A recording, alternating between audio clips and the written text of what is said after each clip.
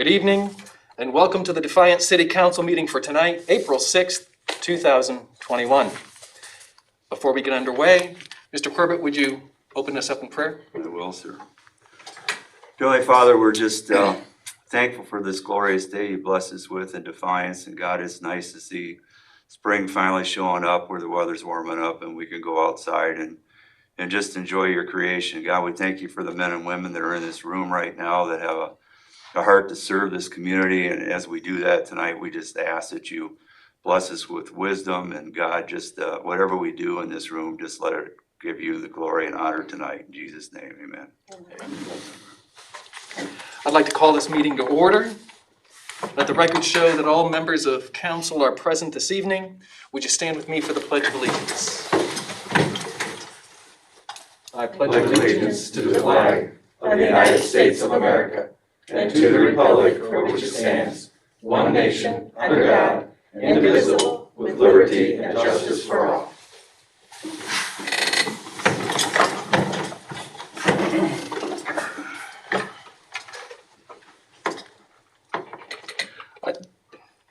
Do we have any liaison meeting requests or reports? And do we have any comments from council this evening? Mr. President. Mr. Corbett. I have a couple. First, I'd like to just give a thank you out to our first responders, both police and fire. Josh and I had the privilege a week and a half ago to attend a Tunnel to Tower presentation to a Gold Star family that moved or chose Defiance for their home.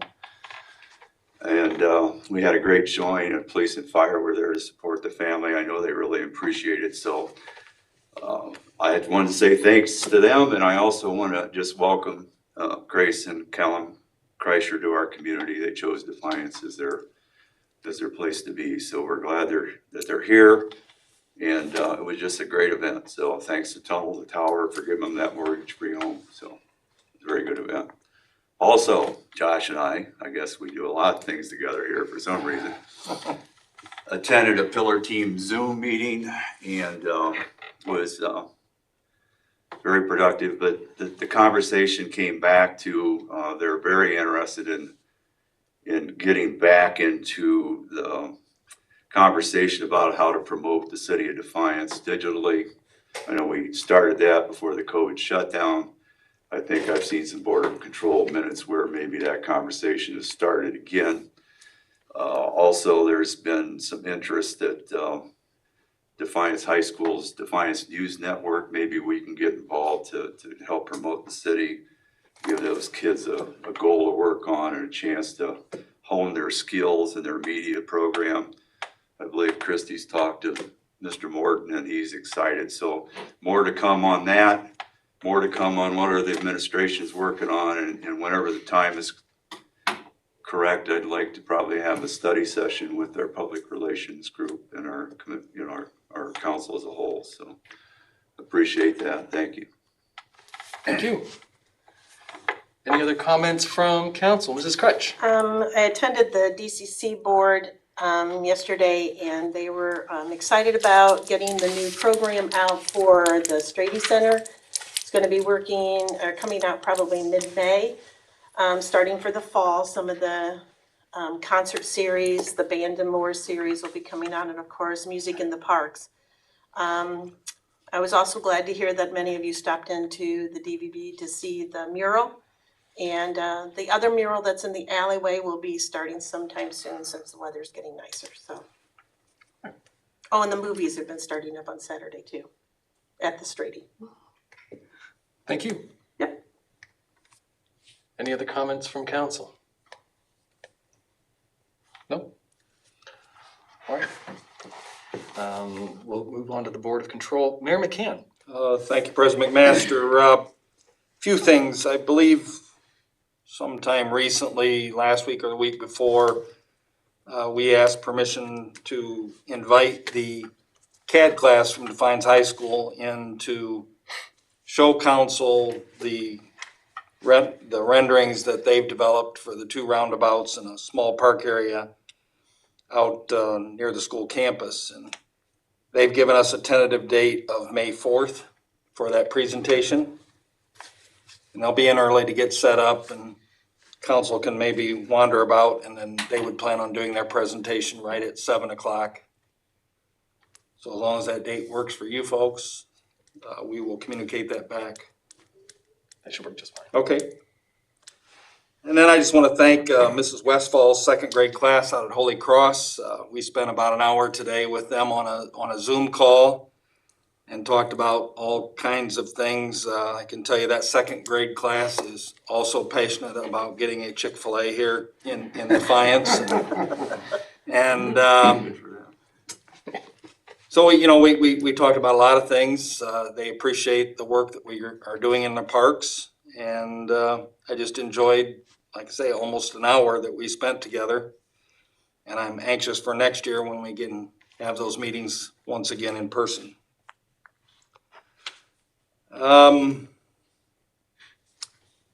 So sometime last week, Mr. Helberg called me from the newspaper about a release that we had received on crime rates here in the state of Ohio, and we were very proud and pleased to be ranked 19th in the state.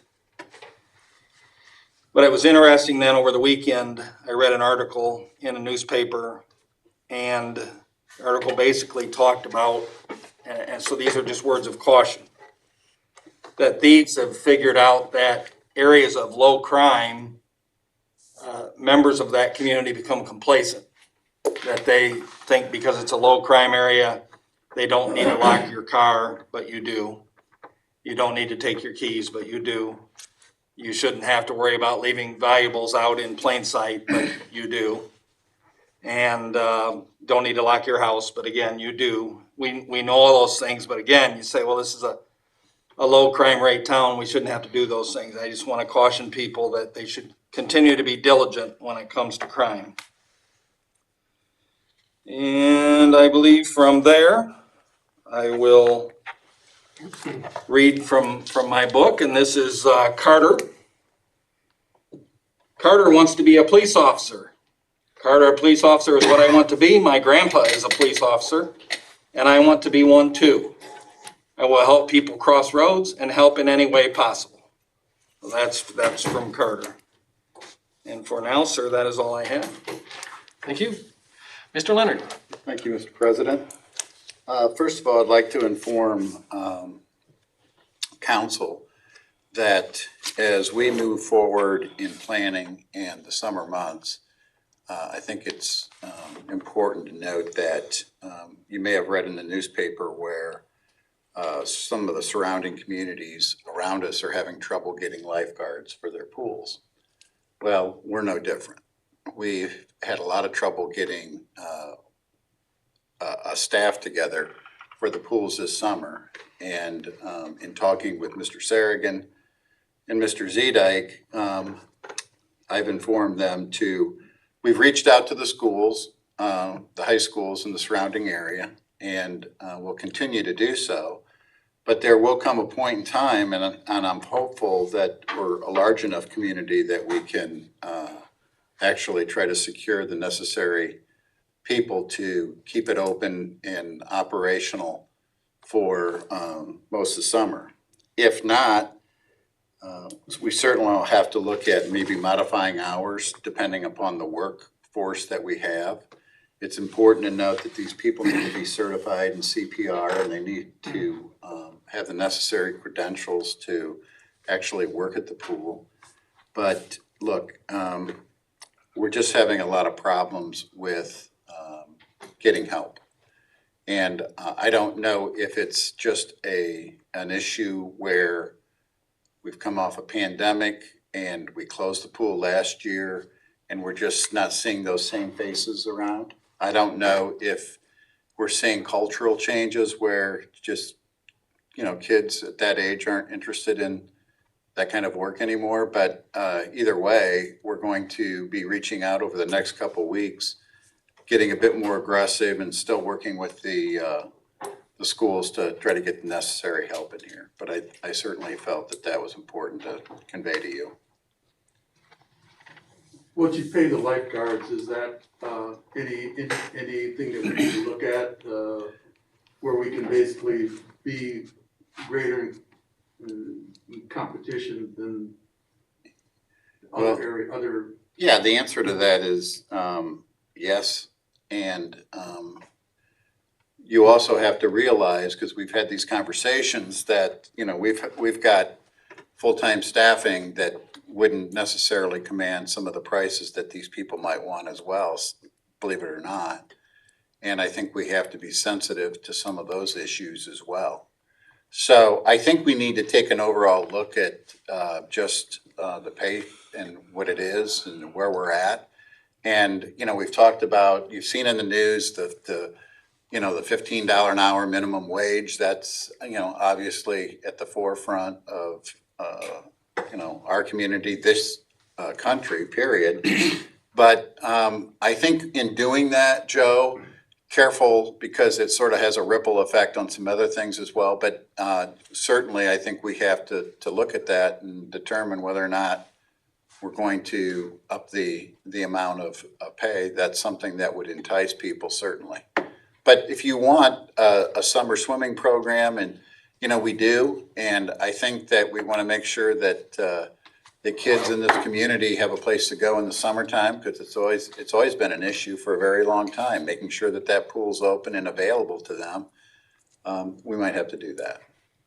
A lot of times it's what you call it, so, you know, Yeah. sometimes you might have to, because of the temporary increase, sometimes called pandemic, you know, pay or some sort that can later be looked at. And there, we do create some, we do get some normalcy if that ever happens, but. Yeah, I think we'll be talking about a lot of different wages, especially for seasonal help. And we've talked about that, trying to get people in here to just help run our programs in the summertime. It doesn't necessarily have to be lifeguards. It can be just our seasonal help that helps cut the grass, our nuisance control people. All of those are important as well.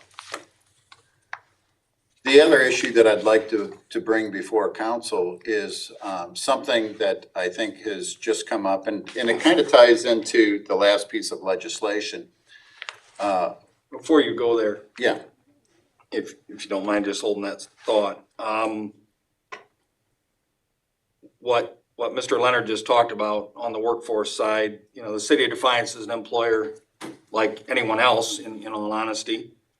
We employ some highly technical people in a lot of our divisions, but our seasonal workers, our laborers, like so many people here in town employ. But I will tell you that I think I can use the word crisis. We're in a workforce crisis here in the city. I talk to a lot of different employers that tell me I need 5 employees, I need 10 employees. I had one tell me late last week, 50. They need 50 employees. And these are people that are companies that are actively advertising for help. They have signs on their buildings, they have signs in their yards, soliciting for help. They talk about turning work away because they don't have the people to produce it. I believe they are paying a competitive wage, Mr. Uresti. But it's a situation where, as a community, we need to pull ourselves up and attempt to fill these positions and help these folks out. They're desperate, and if we aren't doing the work here, then it's going to get done somewhere, and that somewhere isn't here, and we need that work to be done here, and we need to think about that. You know, one employer that said, I had 4 people report for work on Wednesday. They worked on Wednesday and only 1 showed back up on Thursday. That, you know, it boggles my mind, if you will, but I only say that to, I guess, emphasize or underline what Mr. Leonard just talked about on the workforce side. It's bad, and we need to work on it. The other side of that, Mayor, is, you know, you used to, when you was competing with people like us, or the trucking company, or whoever you was competing with companies, now you're competing with the government, because they sit home and get everything handed to them. That's the other problem we got right now. So until that's over with, it's not gonna change. you might be very surprised by the number of older people and the older generation of workforce that we have coming to work for us. Right. They're older people. Right, the younger ones, Yeah, I they mean, don't work. it's just true. They're an older group of people. And the key thing is, where you used to be like, okay, we want you here from 5 to 4 o'clock or 8 to 4 or whatever it is. Sometimes you have to get those people to come to work for you when you get to sort of work with them on their hours and what they want to work. And that's the challenges that we have today. Very much different than what it was a number of years ago. Yeah. You can go on the water now, sorry. Okay, that's all Yeah. right. No, that's a good point. It really is, because it's not a isolated case here. It's all over the place. It's depressing when you talk to these business owners and they're Yeah. frustrated and I feel for them and, they look to me for how are you gonna attract people to our community so that we have more people to work? And obviously, we're working on those things. Council helps all the time, so we'll see. The final thing that I'd like to talk about tonight is, and I've asked Jennifer English to come and maybe put some details to this next issue, is that we are working with Defiance College on a program, and it's actually an earmark to the government to work with the college and some of their students to help us with this watershed approach, help us with some of the tributaries within the region. And to do that award or that grant or that earmark has to be with the city of Defiance. But we've worked we've actually worked with a number of universities for the last 3 years. We've worked with University of Toledo, Bowling Green. We've gone over and worked with Indiana, Purdue University over in Fort Wayne. And for the longest time, there's sort of been this absence with the college, and I think we want to reach out and we want to work with them as well. This tributary, the confluence of these rivers is right in the backyard of Defiance College, and we want to partner with them. We want to work with them on some of these programs, and we're asking the government for an earmark to do this. And Jen, if you want to maybe explain it a little bit more. But it's important for us to get the right partners here. And we have someone here that's in the education system right in our own backyard, and we want to work with the college to do that. So I think what we would like to do eventually is bring you a resolution of support for the program. I think we're going to try to do that next week if we can. But I wanted to get it out there because it's a great program. It's if we can pull it off, it would be a great opportunity for us to work with our local college here and some of the students. And what's better is it's right in the backyard of where these tributaries meet. And this college can help us try to achieve our goals for a consent order. So Jen, why don't you? Yeah, so Mayor, I don't know if you want to talk about sort of the last minute changes that we're looking at that. Well, on the earmark side, originally, President Mankey at Defiance College has a close friend that works in Washington on the lobbying side. His name's Bobby. I'm sorry, his last name escapes me right now. Mills. What is it? Robert Mills. Robert Mills, right, correct, thank you. I knew you'd be able to fill in the blanks. And so we've been working on this here for a couple weeks, maybe, Jen? And going along well. And then today, it was discovered that the college indeed could not be the one requesting this earmark, that it had to come from a municipal government such as us. So we've switched things. We had letters of support written from us supporting the college's efforts in this. And we're gonna have to look at those letters of support, but our deadline is Thursday. And that's why we asked Jen to come tonight to talk about partnering with the college. And Jen, go ahead and expand on the fact that the commissioners are involved. We intend to work with our high schools, countywide, for those that are interested in engaging in this, and my guess, they all will be.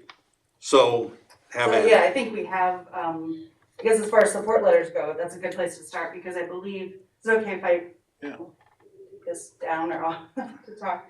I believe that I know one of the high school superintendents was on spring break last week, but I believe they received support letters from all the county schools, even though Defiance City Schools does not have an FFA program.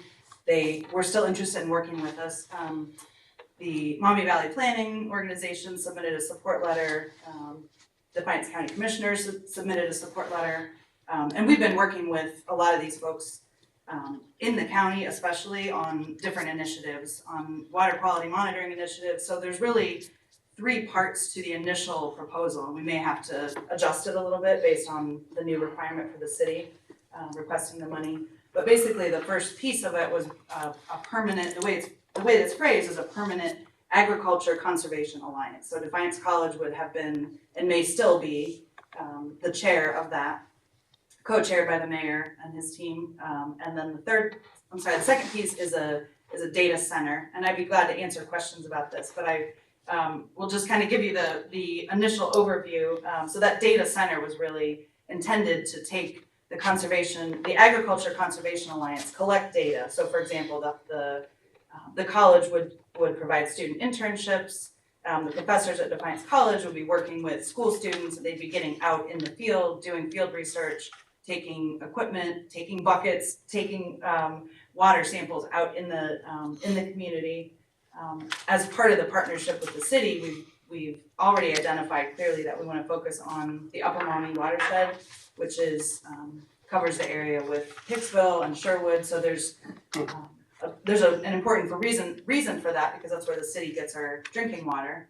Every drop of water that we produce here in the city comes from the Maumee River and from the Upper Maumee.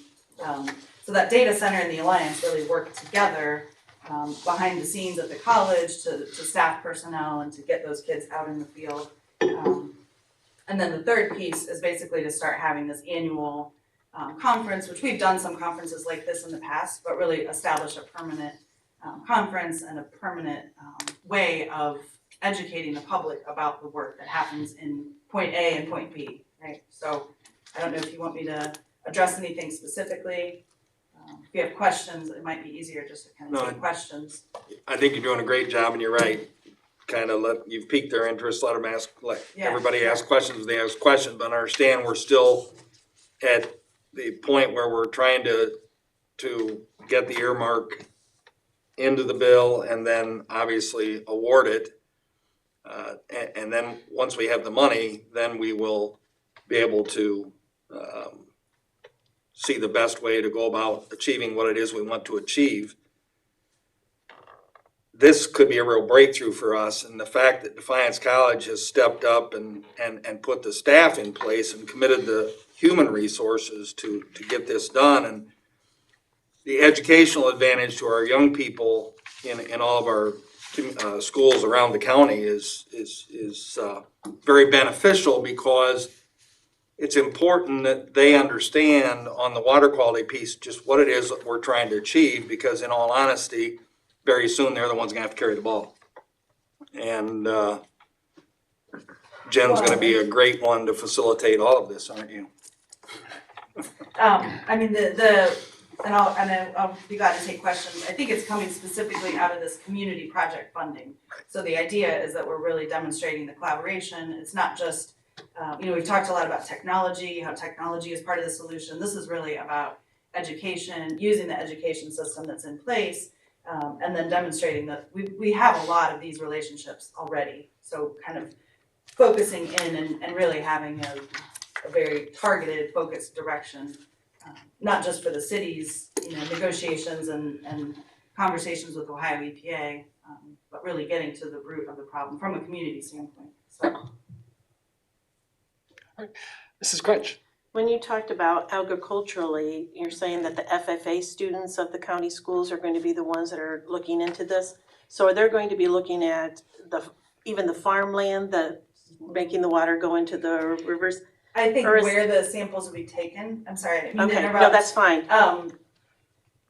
Go ahead and continue your question. Well, no, I was just thinking, I know you were talking about the Upper Maumee and the Maumee, and I was thinking more of the tributaries and the creeks and whatever that's coming into it. And I know, I can't remember at Tiffin, wherever we were at, and talking about the rivers and stuff. And I remember you talking about this, and I think this is a great project. I'm real excited, but are other students besides FFA students that are going to be also included? Sure, I think that'll be up to the school districts. So if there's a program that we're offering specifically for FFA students, I don't think, for example, Defiance City doesn't have an FFA program, so I think True. in my mind, it would be an opportunity for any students that were interested to get involved. It might be through their science class. or Right, through their, biology, whatever. Gotcha. So, and I think, what Defiance College originally prepared and submitted with the help of Mr. Mills was really a concept paper. We've been working on this and talking about it for 3 weeks, so we didn't spend, months and weeks studying it and saying, okay, where are the gaps? But one of the things that we focused on was identifying the gaps and then making sure that we're not duplicating efforts, find out where the opportunities are, find out where the gaps are, and then the schools will hopefully identify that Yes. as a need. So yeah, that's good. Good point. Any other questions from council? Mr. Hank? Yes, funding. Are we looking at grants or possibly grants for the funding of this program? Or would we be able to get it from the county level or maybe Maumee Valley Planning? Just looking for resources, funding resources. Yeah, so I think, if I understand correctly, so this original earmark request, I'm not into federal politics, but I know that, the intent was to ask this, was originally almost a $700,000 request. So I don't know if that'll change, I don't know if that'll stay the same.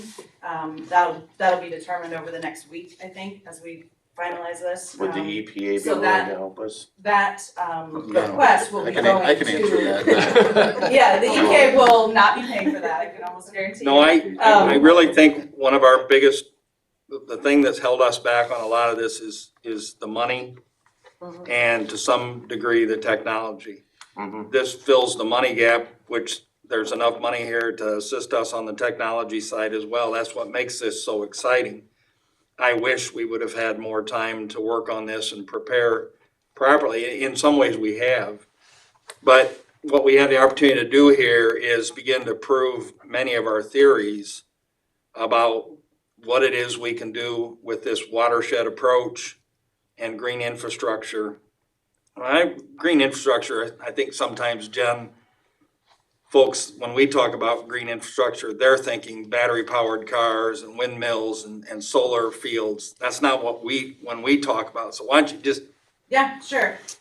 So our tagline for some of our publications and some of the public education outreach we've done is, you talked about this, slow it down, spread it out, soak it in, right? So the difference between stormwater going onto pavement and getting collected and going straight into the river with all the pollutants that go along with it versus directing that into a swale or a rain garden or bioretention like you see on High Street or Deal Park or some of those. And the reason that we got into some of those green infrastructure projects to begin with is because we did get grant money. And now I think they've become kind of a normal part of how we engineer big city infrastructure projects. So green infrastructure can be trees, can be, landscaping plants, but it is basically an engineered solution to help reduce the actual stormwater runoff that goes into the river. So is that what you're looking for? No, I think, over the years, what we've seen in agriculture is farmers have put tile in their fields and obviously they're doing everything they can to maximize their production because the world's demanding more and more food. And that's great. Farmers need to do that. None of us care to starve to death. But what we're saying is, all right, you're prepping your fields and you're putting that water into the waterways. That's where we want to take over. We don't really want to get too involved at all in how farmers do their business. We want the water when it comes out of that tile and goes into that ditch or waterway and do some creative ways to do what Jen just said. She's pounded it into me now for 5 years and, slow it down, spread it out and soak it in. And that's all there is to it. Well, those are things that we can do with our own infrastructure within the city, is that green infrastructure piece. I mean, When you go out, I'm sorry. Well, the GAC that we're gonna do with the water plant is nothing more than we're spreading that water out and slowing it down and soaking it into a bunch of carbon filters to take the gunk out of it and then run it out through the pipes. Yeah. And we just wanna do that out in the waterways Yeah. to make that GAC system much more efficient. So some of the concern, I know in working with agriculture and working with, the city getting involved in agriculture, we're not necessarily getting involved in anything that's not already existing. So supporting the efforts of the Defiance Soil and Water District, where I worked for the first 5 years of my position here with this, in partnership with the city. OSU Extension is involved. They've got a site out on county-owned property where they have little, if you drive by out past the airport on 15 and you look to your right as you're going towards Bryan, you'll see 2 little trailers out there. Those little trailers are collecting data from a project that's kind of a research project. The wetland projects that we're doing are research projects, right? So we're trying to figure out how can we settle those nutrients out, how can we create sort of natural systems or ways that we're not in the business of telling farmers how to farm. There's plenty of people that are smarter, and have that information and can help them. But what I think is important is that we're collecting data that affects our drinking water and trying to do early warning system or find out where is that data useful. Is it useful? Maybe it is useful for farmers, and we'll go through working with people in the farm community that are already in that business. So if we're collecting data at the water treatment plant to make good decisions about whether or not to pump into the reservoir, that's data that we'll share. We'll collect it and we'll share it. We're not going to tell anybody what to do with it. So I just want to be clear that that's not the intent, but to educate kids. And I think there's a lot of new emerging technologies for farmers, for FFA or other students to get involved in and to be aware of. So I think in a perfect world, there's probably even some sort of workforce development or some, they talk about future-friendly farming or sort of what are the new technologies that farmers are going to need. I know there's programs in neighboring states that shall remain nameless that are working with universities trying to get kids out of the take them off the farm, give them some technical training in a 2-year college, and then bring them back to the farm and say, oh wow, look. Because saving nutrients and keeping the nutrients in the runoff in the field also saves farmers money in a lot of cases. Not always, but so looking for places where there's win-win, like I said, where there's opportunities. And a lot of that will get figured out by this alliance, by the creation of, a lot of the folks that we're asking support letters from are also being asked to participate in this Watershed Advisory Council. And the way this original document was structured is that would be chaired by the mayor, and it would be basically in concert with our watershed plan that we're developing for EPA. And the bottom line is we want to bring this legislation and resolution next week for the support of that. Okay. Any other questions? Any other questions? And I want Mike Saxon, Paul Flathman, and Jerry Fensler to know I was paying attention in science class. I'll still say. Thank you. We'll probably Thank see you. you next week. Anything else, Mr. Leonard? That's it. Thank you so much. Mr. O'Donnell?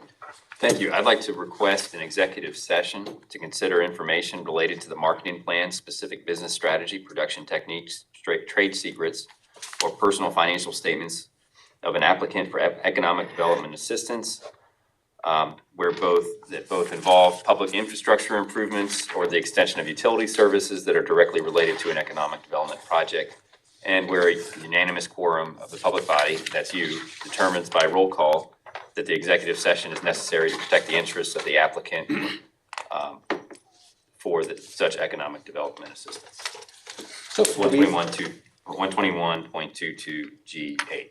thank you. So we have a request for executive session. Do we have a motion? I'll make that motion.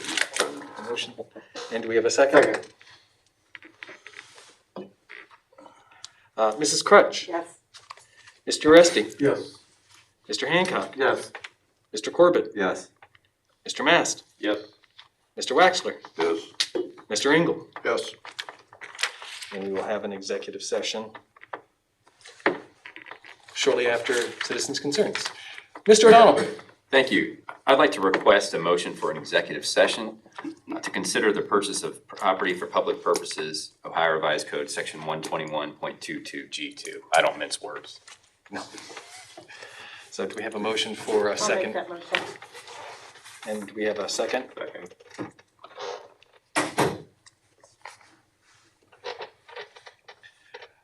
Mr. Corbett? Yes. Mrs. Crutch? Yes.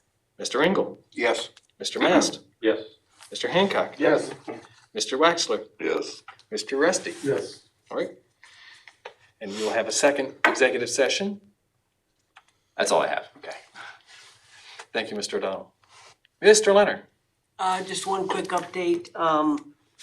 When we last met 2 weeks ago, I had expressed to council that the city's income tax due date remained at April 15th, in keeping with the state of Ohio, who had not yet responded to the federal government's change in the due date. And of course, the very next morning, state of Ohio changed their mind. So our due date for income taxes is no longer April 15th, it'll be May 17th.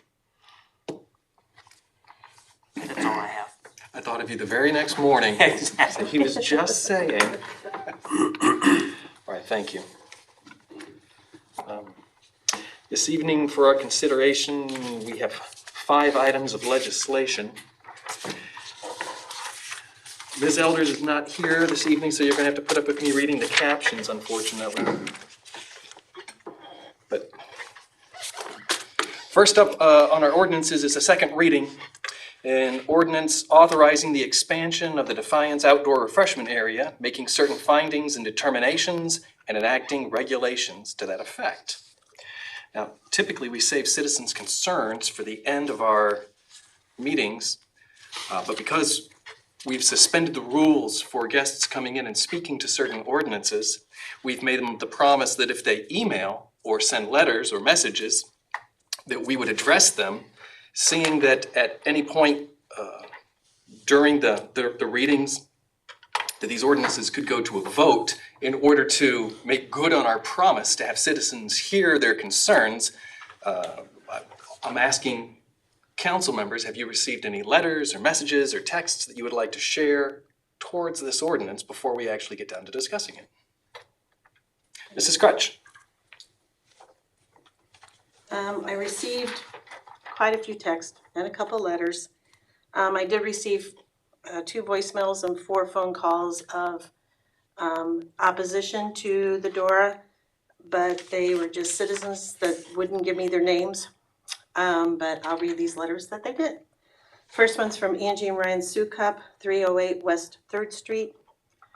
The DORA expansion is a great opportunity for Defiance, and for many reasons. The increased area provides more possibilities for festivals or events.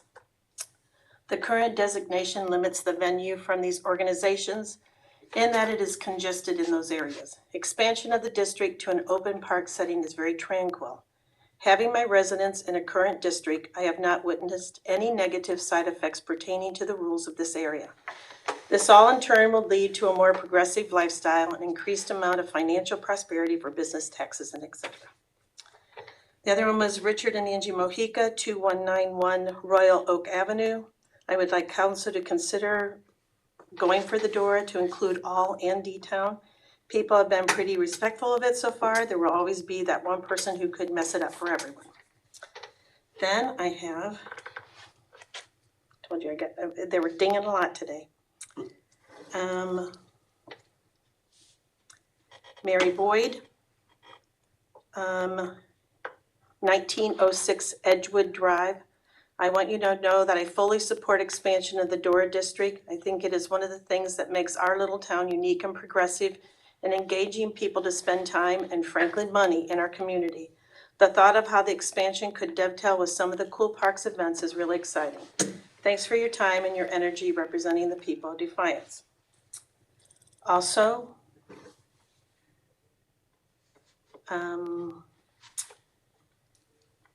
Mandy Kistner of 2009 South Mistywood Court. This is Mandy Kistner. I wanted to let you know the Next Gen fully supports the expansion of DORA, and we feel it is vital to help the expansion of downtown businesses in the future.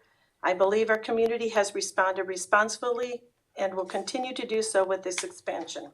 If you would please let other council members know our position, it would be greatly appreciated. Also, oops, wrong one. Oops, calling her. Sorry. Oops. Oopsie. Darn thumbs. My name is Laura Klein. I work downtown at State Bank and I reside at Maywin Drive. I have a 16 and an 18-year-old son that grew up playing baseball. I'm texting to support the DORA expansion. I sincerely enjoy participating in the current refreshment area and look forward to the possibility of going to our parks for events. Our community has shown its maturity in handling DORA as it is, and I anticipate no additional issues. I would appreciate your support in the DORA expansion and encourage you to share my text with other members of council. Please reach out to me for further conversation. And then, sorry, it takes me a while to find these people. Okay, 301 West 3rd, Katie Groff. I wanted to send a note to encourage your consideration of expanding the DORA district. As a frequent DORA participant, this does not attract the types of crowds council is maybe worried about. This actually helps some of the crowding that happens in downtown Defiance that probably normally wouldn't or patronize our businesses. It is a crowd that enjoys the outdoors, and we have minimal bars, restaurants with outdoor seating. Any restaurant near water would tell you location is key. DORA expansion to Kingsbury and Pontiac would provide residents and guests an opportunity to purchase a beverage and enjoy our beautification of parks and waterfront. I would encourage this as an opportunity to look at the positives of community engagement and the potential business growth instead of immediately having council go to the negative of parks, kids, and alcohol. I assure you this is happening already illegally, and DORA would not add to this situation. Then, I think there's one more.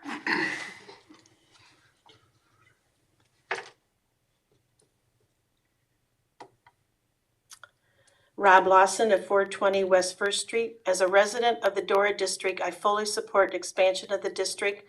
When I tell out-of-town friends that I both live and work in our DORA district, they immediately get excited to learn what other innovative and progressive things we have going on in our town.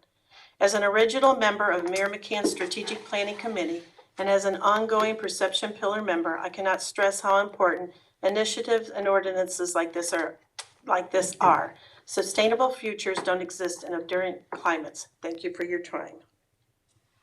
And that, oh wait, one more. Sorry. Miss Church. You're pretty good with that phone. You are good. I know. Mary Boyd, 1906 Edgewood Drive. I want you to know that I fully support expansion of the DORA district. I think it is one of the things that makes our little town unique and progressive and engaging people to spend time and frankly money in our community. The thought of how the expansion could dovetail with some of the cool park events, excuse me, is really exciting. Thanks for your time and your energy representing the people of Defiance. That is all of them. Mr. Rusty? Mr. Corbett? All right. And I have one letter that I was asked to read. It says, Dear Council, good evening and thank you for taking time to listen to this letter. I want to start by stating that I have been a proponent of the DORA laws both in my hometown of Napoleon as well as in Defiance. I think that in a tight geographic area with many businesses and eateries, the DORA laws have served and should continue to help grow our local downtown district. On the other hand, the purpose of this letter is to voice my concern toward a possible DORA expansion here in Defiance. I have read and heard that this expansion could involve moving the boundary a block further south on Clinton Street. This expansion is an area of concern because it involves the business that both myself and Kevin McCann own. Since 2013, we have been tax-paying business owners in the city of Defiance, and we have grown our business, Defiance Physical Therapy, from 2 employees to 10 employees.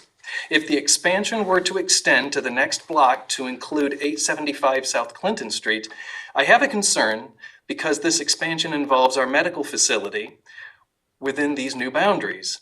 Not only would involving a medical facility that abuts other businesses promoting the applicability of the DORA ordinance to be unprecedented here in Defiance, but it could be reckless. The cause for concern lies in the fact that allowing people to have an open container through our parking lot, sidewalks, and campus could endanger the flow of traffic in and out of an already bustling parking lot. I trust that the use of an open container law would be used in an appropriate manner by people within Defiance, but I fear that it would only take one unintentional incident in our parking lot to cause major liability issues both for us and the city of Defiance. Please let this letter serve as an official notice of my concerns for the expansion of the DORA ordinance. Thank you again for your time. Sincerely, Ryan Crandall, physical therapist, Defiance Physical Therapy. And so if there are other citizens' concerns on this issue or other issues, please feel free to contact me or your local ward councilman or the at-large councilman.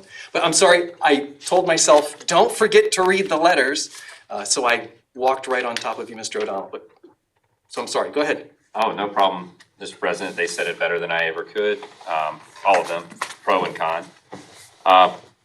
What you have before you is the application for the expansion of the existing DORA, obviously. It will correlate with the proposed expansion of the revitalization district.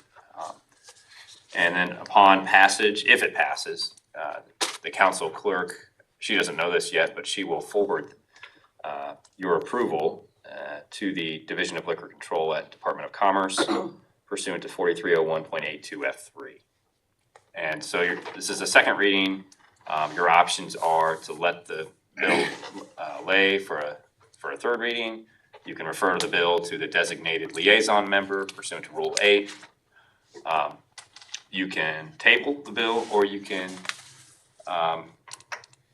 amend the bill, or make a motion to suspend the rules and adopt. So those are your options. Thank you. Do we have any questions or comments, Mr. Uresti? Yeah, I have two thoughts that I'd like to state. First one is, like last week, I'm opposed to this, the expansion of the Dora district to include both parks. And the reason is because, in my opinion, alcohol parks and children shouldn't mix. That's number one. And second, my thoughts are that I would like to propose a motion to exclude any land over both the rivers from the Dora district, which cuts it out from this language, but include extending the language south to the railroad tracks to bring in the D-town. But anything over the rivers, take out. That's my motion. So we have a motion to amend the ordinance to exclude anything past the bridges, the Clinton Street Bridge and the Second Street Bridge, but to make sure to include the expansion south to the railroad tracks. Right. Do we have a second for the motion? I'll second it. Second, Mr. Waxler. I'm working on the paperwork here. I'm sorry, does that exclude or exclude the bridges themselves, Mr. Uresti? Exclude. Exclude. All right. Mr. Corbett, Yes. Mrs. Crutch, No. Mr. Engel, No. Mr. Mast. No. Mr. Hancock. No. Mr. Waxley. Big part? Yes. All right, that motion does not carry. Yes. Oh, I'm sorry. I just assumed it was a yes. That's a yes. And that is 4-3. So, with everyone voted, that motion does not carry. Do we have any other questions or comments? Mrs. Crutch? I agree with you as far as children and alcohol do not mix, and that's why I think Kingsbury should not be included. But when I think of Pontiac Park, I don't think of that as a playground type park. It is more of a sitting, relaxing, tranquil type of park. So that's why I think that Pontiac could really be included, especially since Spanky's is right there, and I could see somebody strolling across, sitting on the swings and enjoying their beverage and heading back. But I do understand the Kingsbury because that one is children related because it has a playground. You know, there's really no playground at Pontiac Park, and it's just the swings and a gazebo. So I see more of that kind of aspect. That's just my comments. Okay. Mr. Mast? The only comment I have is that I think that there's a huge misunderstanding regarding the intent of DORA and what it is attempting to accomplish. And then some of the letters mentioned concerts and different festivals, and Mrs. Mack can correct me if I'm wrong, but I don't think those things are covered under DORA. Those would be separate on their own permitted events. It would depend on the activity. If we'll put an example out there, if we decided to have an event specifically in downtown, you could have door and cups within that district right now. Let's say an event would like to be held at Pontiac Park. And if the expansion would to go to that area, the Ohio Revised Code does state at this point now that an F permit, which would be a temporary permit through the Division of Liquor Control, could be obtained to be able to have, so let's say the brewery, come down and set up a nice space to be able to do that in those areas. So it could happen, but it is not designated for concerts, events, or festivals. It is definitely much more of a strolling, everyday kind of activity, and it is not, the goal of it is not to have a rage party every Friday, Saturday, Sunday, Thursday, whatever. Much more just to be able to grab a beverage and stroll along our riverfronts. I guess my secondary point is that these concerts and festivals can go on without DORA right now. Absolutely they I can. mean, they could happen Yep. anywhere, any Absolutely. parks. They could get a permit and go do that. Yep. So I think there's just a huge misconception of what DORA is about. And it's just more about getting people outside, getting them shopping, getting them walking through town and up and down. It's not, I mean, I've had a beer or two in my day, and I can tell you, you're not gonna get real inebriated out walking around with one glass of beer. It's gonna take you a little effort to do so. So I mean, I would like to make a motion to send and call. No further questions on this. We have a motion to suspend and call. Mr. Mast? And do we have a second? Mr. Engel? Motion to suspend and call. Mrs. Crutch? Yes. Mr. Engel? Yes. Mr. Mast? Yes. Mr. Hancock? Yes. Yes. Mr. Waxler? No. Mr. Uresti? No, And Mr. Corbett? No. Okay, that is 4-3. I have a comment.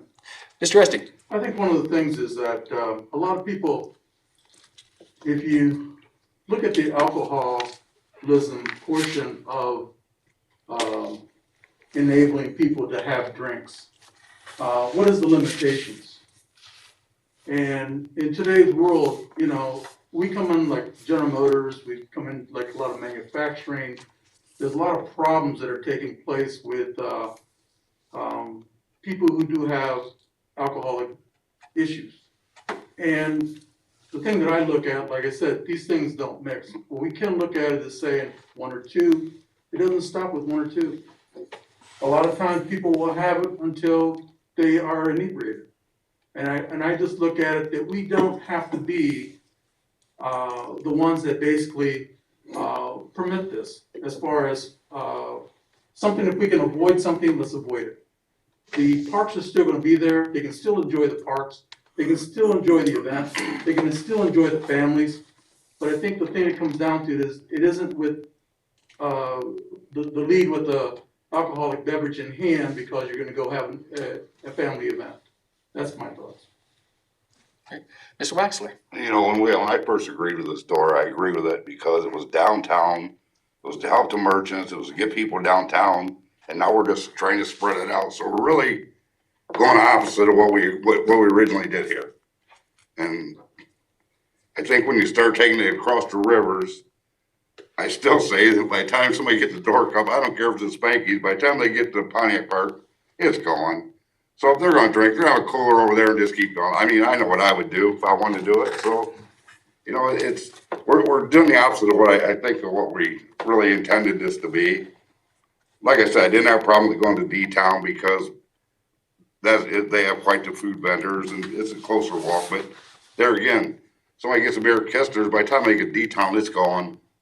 I mean, I don't care who you are, they're gonna drink at 12 ounce or whatever before you get to there, so I just don't see any sense of moving it out of town. I think downtown's what it was designed for, and that's where it should stay, so. Mrs. Crutch? Christie, is that, a time limit when they can stop selling the Dora cups? Everything has to be like midnight, they have to be cleared out by 1 AM. So they have to stop selling at midnight, by 1 AM, they can no longer be on the street. That is how the, original application was written. Mr. Esty? What size are the cups? 16 ounce, So can they hold liquor? they can. Okay, so if somebody fills up with 16 ounces of liquor from wherever and they're traveling, I mean, is there harm? We talk about the, you know, a cup of beer. But this is the potential is, it's not just a cup of beer. It's whatever they can get in wine, liquor, and, you know, beer. So there is a, you know, in my opinion, you know, there's a potential, some problems there. So that's just my thoughts. Mr. Engel? Kirsty, isn't the parks limited to dusk to dawn They are. instead of to midnight? Yep, that is correct. And It you would said work they just were- like, Mr. O'Donnell explained, was that 2 weeks ago? It feels like much longer than that, but And 2 weeks ago. you were saying the door cup 16 ounces? They are. There's no way, and you know what, that they'll get 16 ounces of liquor in that thing. And I was gonna make a quick, 80% of that's gonna be pop, water, or whatever. My Mr. opinion. Rusty, the establishments still have to obtain the liability for the beverages that they serve. So there would not be any establishment that would fill a 16 ounce cup with straight liquor to send out their door, because that is a major liability issue on their end. They wouldn't serve that to anybody within their establishment. They would definitely not let 1 cup of that leave their establishment in that manner. Mr. Corbett? Is there any liability issue for the Dora district or the city itself for that? A 16 ounce cup of beer, if you drink it in 5 minutes, your blood alcohol level is probably over the legal limit, depending on how big you are. If you're Sean's size, it might be twice the legal limit. I'm kind of a lightweight. Is there a liability issue for the city or the Dora district? No. Ohio Revised Code, section 274402 issues a blanket immunity for political subdivisions. But there are 5, they list 5 exceptions. None of those 5 is the operation of a DORA. You're talking about things like gross willful wanton negligence on the part of, you know, like police officers or things like that, or defects in city facilities or in roadways. Those are the kinds of things we would fear with liability.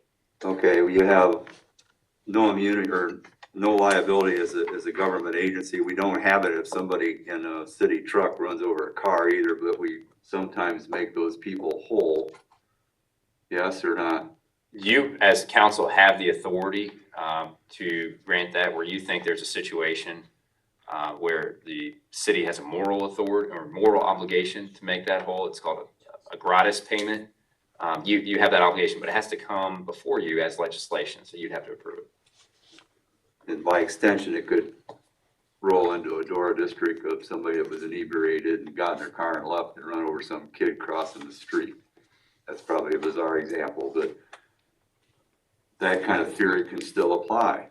You know, and again, 16 ounces of beer, if you put it down pretty quick because you don't want to carry it across the bridge, you probably exceeded the legal limit. So I'm not for this in the park system. I will continue to vote no. I understand I'm probably in the minority in this because that seems to be the way the council's going, but I disagree with allowing it in the park system. It's just a can of worms I don't want to open up. Any other comments? Over here. Mr. Nope, President. Mrs. Crutch. Yeah, I have talked to Ms. Mack, and one thing nice too with the DORA expansion, once we do it, we can always take things back if there's a negative or if there's issues going on. I forgot to read one of the letters from Ben Mitchell, my apologies to Ben. He has 2 businesses downtown that he's just establishing. He's real excited about being a part of the DORA with both of those businesses that are right downtown beside Meeks. I've also talked to many of the business people downtown, you know, that some are for and some are against, you know, and I personally don't drink. So, you know, when I think of this, I'm thinking of the constituents that have talked to me, have asked me, you know, I can give my personal opinion. I agree, I'm not real gung-ho on Kingsbury Park, but I really don't have an issue with Pontiac. But we'll see what happens. If Kingsbury gets to be real bad, then we take it away, or Pontiac or whatever. Mr. Corbett. Well, the downside to that is you only have 2 opportunities, right, Christie, That's not to true. expand That, or take it away. 2 shots at this to get it right. that actually was a piece of the old legislation. Yep. Went away, huh? This has all been updated very recently. So that piece was a piece that was omitted, that I was not aware had been omitted. And actually, we found that out because another community made a statement in their local newspaper, and we read it and kind of jumped the gun and said, well, hold on a second, what do you mean you can amend it as many times as you want? That's not right. So we did some more research and found out that that had been omitted. So we have the opportunity to do this as many times as you guys want to see my lovely face. We always enjoy having you, but one more comment. I also, you know, I hear what you're saying about your constituents. Mine are the other side of the coin, okay? Call after call, email after email. Some of them don't want to share it because they're afraid if their name gets out there, people will call them older than dirt or old fuddy-duddies or whatever, right? They're just the older part of this community that doesn't want this kind of activity. That doesn't think it needs to be in our parks. So this isn't as cut and dried as everybody wants to make it. So again, thank you. I'll be quiet now. Mrs. Crutch. Well, to go along with her, the mayor sent us the letter about the blade, and it was Sylvania School, or Sylvania District that talked about it. And I know I had asked the mayor, I said, I thought we could only amend it twice. And he says, no, you can do it a lot more times. So that is kind of nice to know that if we are having major issues, we can come back and just cut it off and stop, you know, and the people will learn. But, you know, rules are rules. Look at how many people don't follow speed limit rules down my road, you know, or people don't follow rules about picking up trash in our parks. And things that are, you know, I'm hoping people will follow the rules of the DORA the way they're supposed to. Just like I hope that then they drive down Wayne Avenue, that they drive 25. They don't do it, you It's an know? enforcement issue. I will comment on that article, and it was well written, but I noticed Sylvania took the time to send out a questionnaire to their community before they decided to do anything with it. We didn't do that, okay? You're right. So, That's a good point. If I may, so Yes. I just kind of want to put myself in you folks' shoes, and I know these are difficult decisions, but this is the process that we have in place. Let me just say, in the 5+ years that I've been mayor, and even before that, as a community, we've done things, and the amount of hand-wringing that goes on in my office and in Board of Control meetings about, well, if we do this, what could the effect be? My biggest concern with all the improvements that we've made in the park, dating back to when we did Kids Creation 20 years ago, was that the community wouldn't appreciate what's been done for them, and we would have vandalism issues. And let me say that right now, vandalism issues have been few and far between, and thank you to the community for that. But I think if the DORA expansion is approved, it's another test that we're issuing to our community. We're doing this, can you act responsibly, yes or no? Because if the answer to that is no, and they can't act responsibly in our parks around younger people, then we'll take that privilege away. I'll be the first one to ask Mr. O'Donnell to draft legislation shrinking the Dora back down, because we won't tolerate that, we just won't. But again, I've been very proud of the community as to how we've handled a lot of the improvements that we've made. And I know they speed down your street, I'm sorry. I set my cruise control.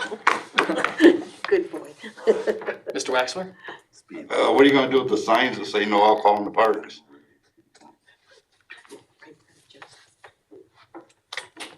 Take them down. Okay, so now anybody. I mean, that's what you're gonna have to that's- do. You're opening it up. No, Mr. Waxler, what we would put up signs that state that only, you may want to word it, Mr. O'Donnell, be something like only Dora containers are allowed. There will still be people that are gonna break this rule. We know that. It's being broken So now. don't even give them the option. And that's what we're doing. We're giving them the option to do that. But Mr. Waxer, they're breaking it now, are they not? I think everybody around this table has admitted that there's alcohol currently being consumed in our parks. I never said that. Again, that's an enforcement issue though. If we enforce that rule, maybe that wouldn't happen. Okay? Mr. Hancock? If we allow the Dora District to be in the parks, we also have park hours, okay?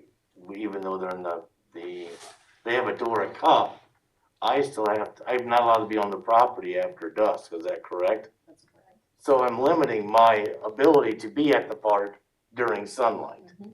And also, I support, Mayor, and I support Mrs. Crutch as well. You're only allowed to get a cup through the current establishments. I'm not able to go down to, the D-Town and get a Dora cup because they're not a distribution. Also, if you have a vendor, are vendors allowed to distribute, let's say, I have a hot dog stand. Can I distribute alcohol through there? It's only the establishments that we currently have, correct? Correct. Unless another establishment comes in, let's say a Family Video. Correct. Family Video used to be, it becomes a restaurant and they distribute, then they qualify for a Dora at that time. Correct. Okay. Thank you. Because I think in the park situation, we are limiting people, even though we're allowing the alcohol to be there in a cup. You're gonna have abusers. Perfect example, the local paper, okay? We had the Toledo to Fort Wayne, the commercialization of allowing us to have easier access. Well, when you put that in, it also allows illegal activity to happen. We have more narcotics coming back and forth. We also have that. It didn't stop them. You're gonna have those abusers. But, I mean, I like an adult beverage once in a while too. I'm similar to what Mr. Waxer says. If I go into the establishment, like for Spanky's, I'm gonna have it finished by the time I get to the other side of the bridge. Not that I'm gonna gulp it down, but there's also that space. So that's why I support what we're doing here. Thank you. Thank you. Mr. Mast? I think one of the best comments I've heard on this conversation throughout came from somebody, I won't say who, but the more people we have in the parks doing legal activities and taking up space in the park, the more it's gonna drive out people that are showing up to do illegal activities. I mean, the more people you have getting out use the parks, that they're doing things the way they're supposed to be doing it, you know, the better off they'll be there. Good point. Okay. Mr. Esty? I just think, we just need to be conscious that what's going on in our communities, that it's a changed culture. What somebody does isn't gonna prevent somebody else from not doing it. There's a lot of people that just don't want somebody to tell them no. And we read about it, we see it in the news all the time, and it's prevalent at this point. And I don't believe it's one of those things that if you're surrounded by 12 people, that's gonna prevent you from doing what you wanna do. And there's not gonna be any shame in what they do. So, my thoughts.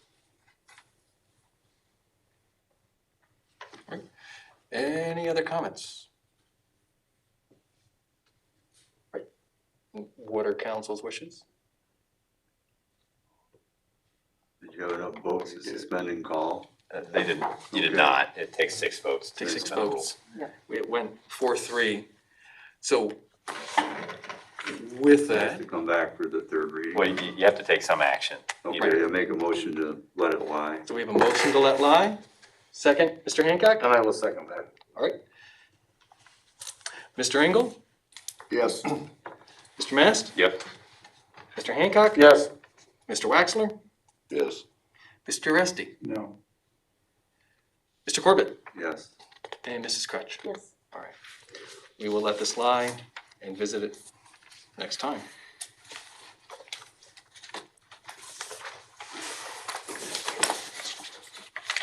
Next up, for first reading, an ordinance authorizing a contract for the reconstruction of the Ottawa Avenue and Cleveland Avenue intersection and declaring an emergency. Mr. O'Donnell? Mr. President, back in 2017, when everybody hated roundabouts, the Ohio Department of Transportation identified this intersection in particular as the 10th highest crash location in our 5-county region. That's Defiance, Fulton, Paulding, Napoleon, and one of those other counties. But with the new school building, or new school campus, the East Side Park, you've got like the nicest looking Dollar General you've ever seen. The B&B Molded Products building and expanding and continuing to expand. You're just gonna have increasing traffic there and increasing odds of the collisions. And in fact, we had a fatal motorcycle accident there also in 2017. So Ohio Department of Transportation has made about $2.3 million available in grants, and actually that's from 4 different sources. But ODOT is one of those sources. The lowest and best bid to construct a roundabout and some pedestrian improvements came in at about came in right at 2.4 million. That's $2,421,699.17. And again, this would convert that intersection into a roundabout, have shared use paths, pedestrian facilities. You already approved some permanent property acquisitions from the adjacent businesses. But this legislation in particular is an emergency request due to the requirements of Ohio Revised Code Section 153.12A, where we would, as a city, have to award the bid within 60 days of opening the bid, or we have to rebid it. Thank you. Do we have any questions for Mr. O'Donnell? No question or discussion, most suspend and call. We have no questions. We have a motion to suspend and call. Do we have a second? Second. Second, Mr. Mast. Mr. Mast? Yes. Mr. Hancock? Yes. Mr. Waxler? Yes. Mr. Resty? Yes. Mr. Corbett? Yes. Mrs. Crutch? Yes. And Mr. Engel? Yes. Right. Motion to adopt, Mr. President. Motion to adopt. Mr. Corbett, and do we have a second? Second. Second, Mr. Hancock. Mr. Hancock? Yes. Mr. Waxler? Yes. Mr. Resty? Yes. Mr. Corbett? Yes. Mrs. Crutch? Yes. Mr. Engel? Yes. Mr. Mast? Yes. This ordinance is adopted.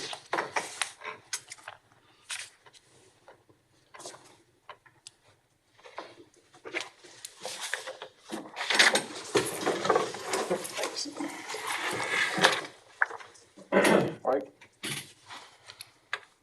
Third up, an ordinance authorizing a contract for the construction of pickleball courts at Kingsbury Park and declaring an emergency.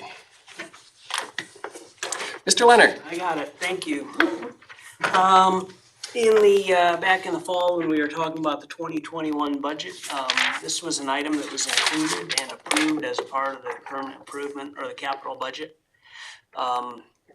It's the conversion of the tennis courts in Kingsbury Park to pickleball courts. We budgeted $100,000 for this. At the time, we believed that we would be able to generate about $75,000 in private donations. And we are awfully close. Some outside parties, including the Defiance Area Foundation and others. We have received and/or received pledges for, to date, $73,000, and there's a couple of more requests out there. So we believe they will hit their $75,000 commitment. That would have left the city with $25,000 to pay, and again, it was a $100,000 estimate. That's what we budgeted. The quote came in at $110,874, so the city would actually be in for a little over $10,000 more than we had originally budgeted. But the efforts of the citizens groups who have been out and raised money quite honestly exceeded, even though we put $75,000 in the budget, I wasn't sure we were gonna get there. So anyway, it would be the administration's recommendation that we move forward with this project. Thank you. Do we have any questions for Mr. Leonard? No further questions, motion to suspend the call. Motion to suspend and call. Second, Mr. Corbett. Mr. Waxler. Yes. Mr. Aresti. Yes. Mr. Corbett. Yes. Mrs. Crutch. Yes. Mr. Engel. Yes. Mr. Mast. Yes. Mr. Hancock. Yes. But I also, can I make a short comment? I want to thank the donors for contributing to this project. That's helped us tremendously. If I can follow up on that, I can provide you with a little bit of a list. I won't go into the dollar amounts, but we have healthy contributions from the Defiance Area Foundation, Defiance County Commissioners, ProMedica, Defiance Regional Hospital, the Caressel Foundation, actually Mayor Mike and Lori McCann, Bashar and Monica Canoe, Randy and Chris Yoder, and there are pending asks with the Defiance Moose Lodge and the Hubbard Family Foundation. If there are others out there, there might be, but this is the complete list that I have as of this moment. So, great point. I should have read the names. A big thank you to all of them. Thank you. If I did, it's not just the pickleplex that folks have stepped up, but all the soccer work being done down on Riverside was partially funded by donations. We met with the girls softball folks a couple weeks ago.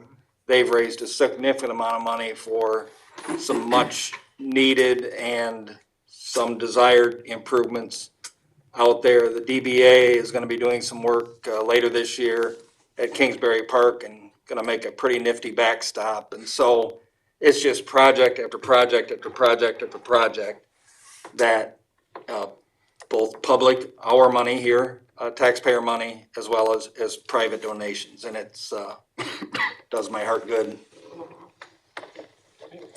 And so we've had a motion to suspend and call pass. Motion to adopt. Mr. Corbett. Second.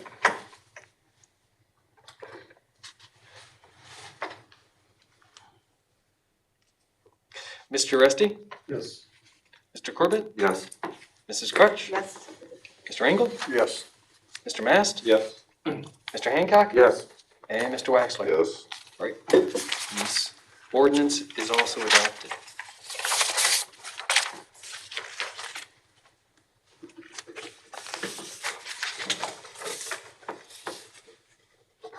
Next up, for first reading, an ordinance directing the city administrator to submit a revolving loan fund waiver request for the demolition of the structure on the 100 block of Clinton Street and declaring an emergency.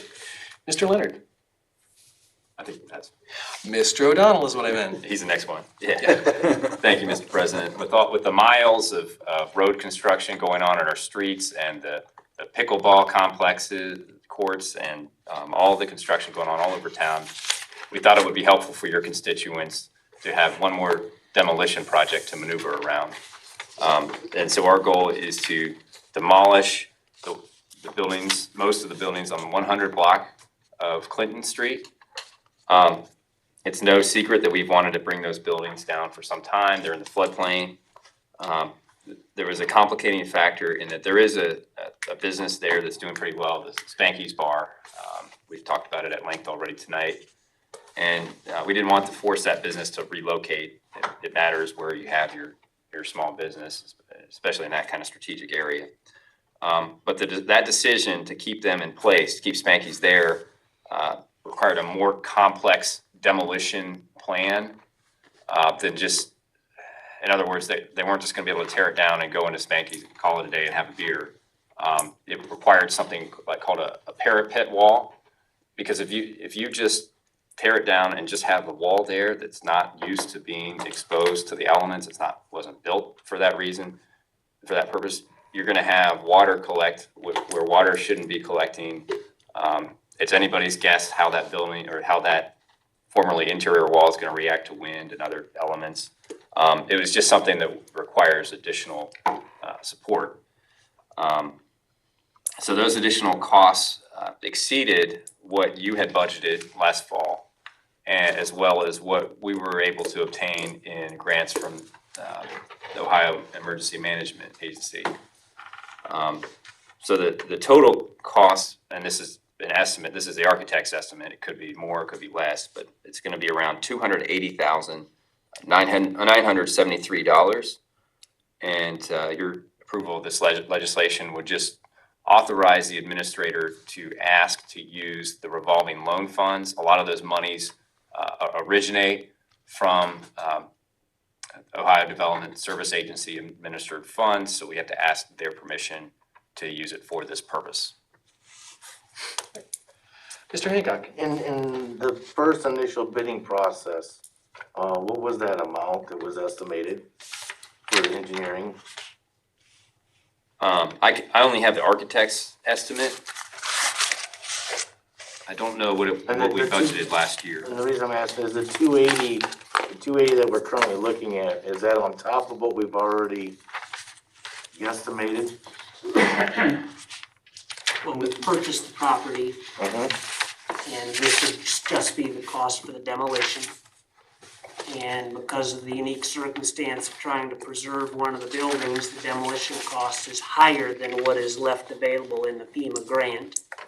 Okay, So the reason for requesting the $100,000 waiver out of RLF is so that we can provide the funding that, again, that FEMA grant has come up short because of. so we're looking at just the additional 100,000, Up to 100,000. up to an additional 100,000, okay.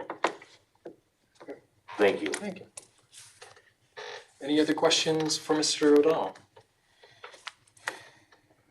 Okay, then what are council's wishes on this issue? No further questions. Motion to suspend and call. Motion to suspend and call. Mr. Mast? Second. Second, Mr. Hancock. Mr. Corbett? Yes. Mrs. Crutch? Yes. Mr. Engel? Yes. Mr. Mast? Yes. Mr. Hancock? Yes. Mr. Waxler? Yes. Mr. Resty? Yes. Great. Motion to adopt. We have a motion to adopt and a second. Second. Mrs. Crutch? Yes. Mr. Engel? Yes. Mr. Mast? Yes. Mr. Hancock? Yes. Mr. Waxler? Yes. Mr. Resty? Yes. And Mr. Corbett? Yes. All right. This ordinance is also adopted.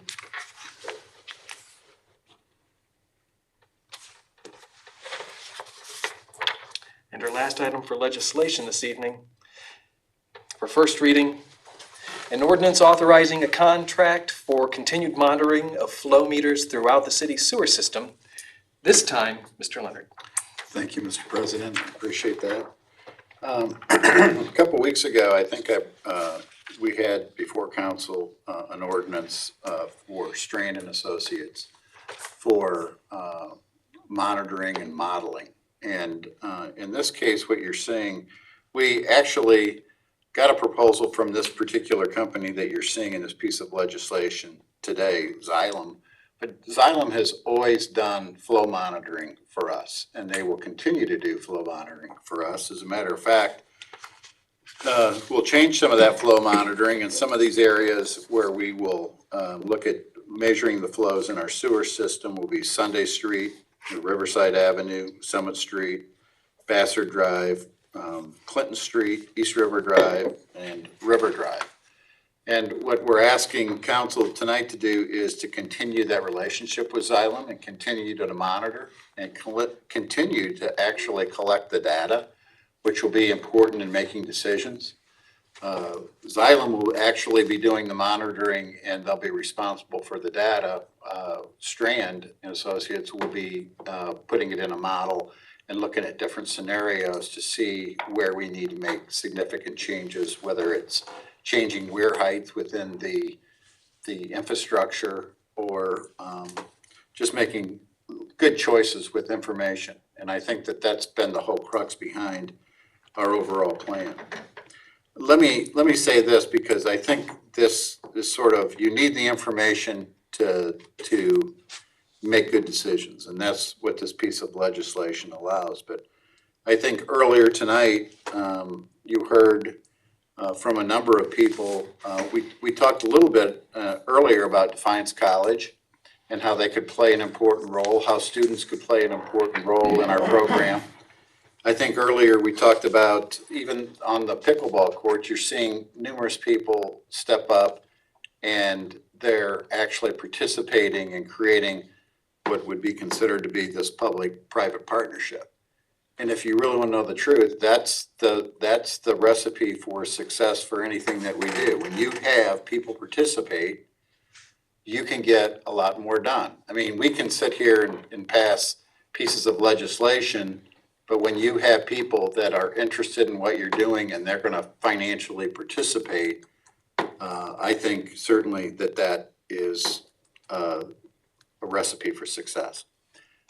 You know, we talk about, and it's a good story. The story is today it's the pickle courts and you see all these nice donations, but don't forget that you're seeing some revitalization on the east side as well. And you're seeing people, we're meeting with people over on that side to talk about their neighborhoods. And I don't really want to go off tangent, but I think the one thing that I just want to reinforce is that we need information to make choices. And when we have that information, we can partner with people to help us. And it's all part of what I think will be a success story for our community in achieving what we need to do on this CSO and this mandate. So with that, I'll open it up to any questions. Mr. Esty? We've been using the flow meters since about like 2013. Oh, yeah. Right in that area. Yeah. And we've collected a lot of useful information over the years. And with the collection of that information and how we've utilized it, has it saved your city money? Oh, I think it saved us a tremendous amount of money. I think that when I first came to the city in '92, the only thing we knew about the plant, we knew about the process at the plants, with the water plant, the wastewater plant. We never knew anything about our water lines and the flow rates and things like that. We didn't know anything about really the sewer infrastructure, how the sewer flowed in it, where it was maybe leaking and getting inflow and infiltration. Today, we have that information. So the absolute truth of that is, yes, we've saved money. How much money? I don't think that you can really measure it. It's immeasurable, really.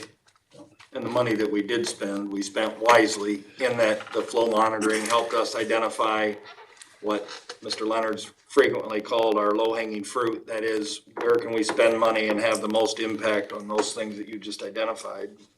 Yeah.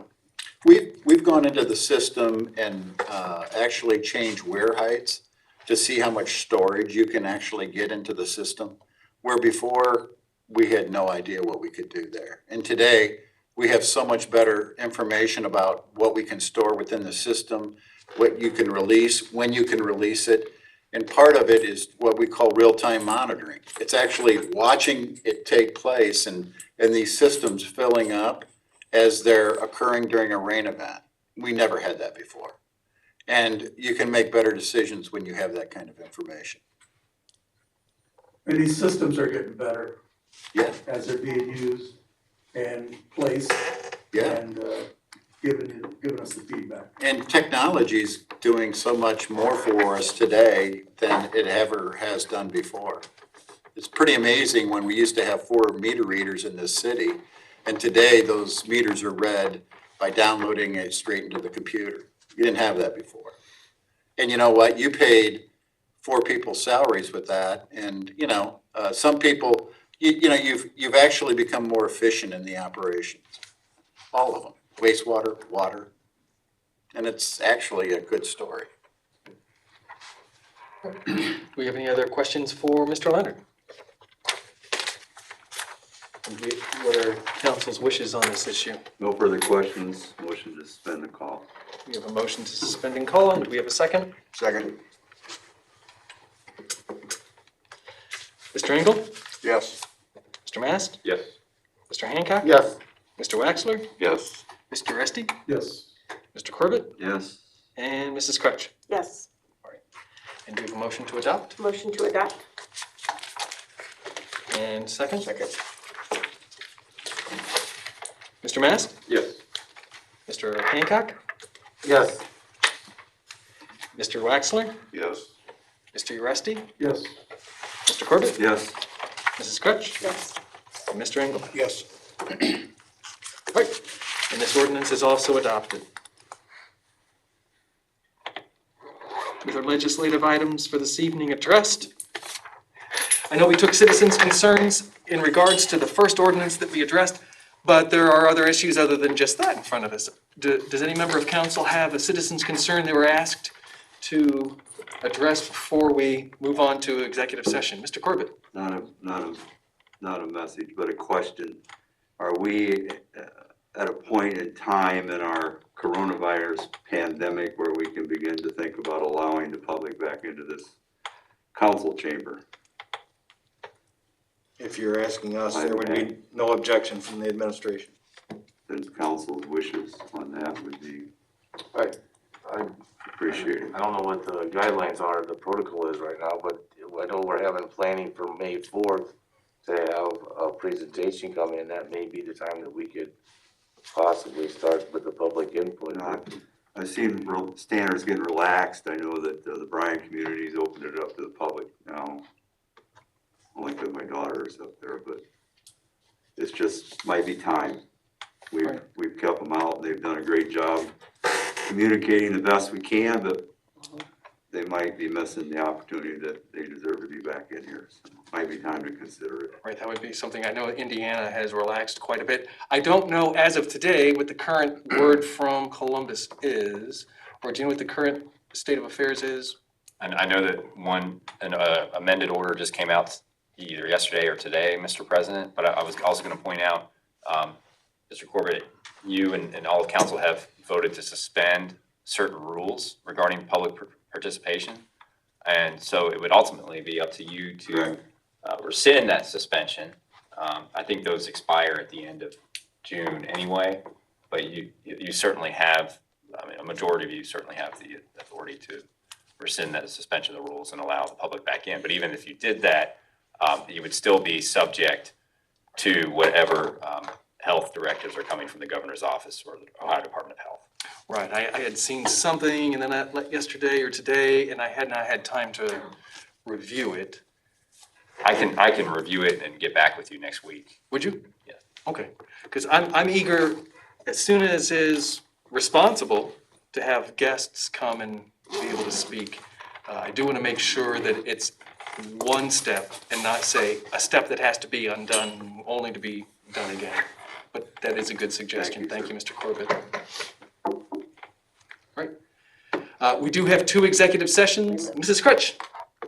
I forgot one of the letters and better not miss his name, but it's Your Ben. phone go dead yet? Yeah, Ben Mitchell, I know, Ben Mitchell, 319 and 321 Clinton Street. He's the owner of Cell Phone Repair Defiance LLC and the building Rochelle's Kids Boutique. Anyhow, I think the expansion of Dora will be great for downtown Defiance. Defiance is about to gain several new businesses. There has been some incredible efforts by so many to bring businesses back to the downtown area. Expanding door will help all of the current and new businesses downtown. It will also be exciting to have an expanded area for all the events in downtown that we will all hopefully be able to enjoy this year. Ben mentioned. Thank you. There, I did them all. So we do have 2 executive sessions. We can stand, stretch our legs for a few minutes, and then we'll enter executive session.